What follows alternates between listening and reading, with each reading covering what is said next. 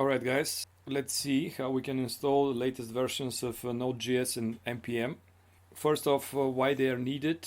As you may notice, some of the frameworks, such as Angular, they require you to have the latest version of both Node.js as well as the Node Package Manager. Otherwise, they will not install and afterwards work correctly. And while you may think that you can install them directly from a terminal, I may say that this is not the best option because when trying to install those packages directly from terminal with sudo apt install Node.js or NPM, those packages will be of versions which are supported within the current distribution that you're using, and this version might be not the latest one. So that's why I don't recommend this approach. What is nice to have is this GitHub resource provided by NodeSource.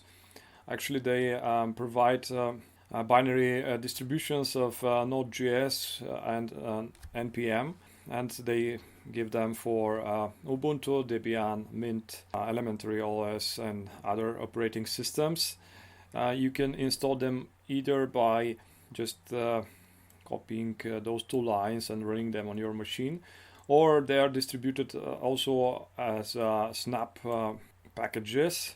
And for this I will recommend you to use this command here, sudo snap to install node classic channel edge. This will give you access to the latest version provided as a snap on your system.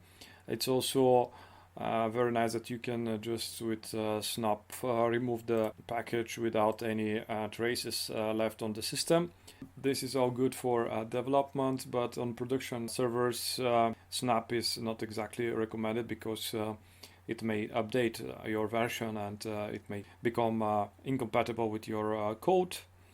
So what I recommend is just to go to a terminal and issue the following command, and this will install your latest version of Node and NPM on your machine. Alright guys, that was a small tip from me. I hope you enjoyed the tutorial, and if you like the information you can subscribe to the channel.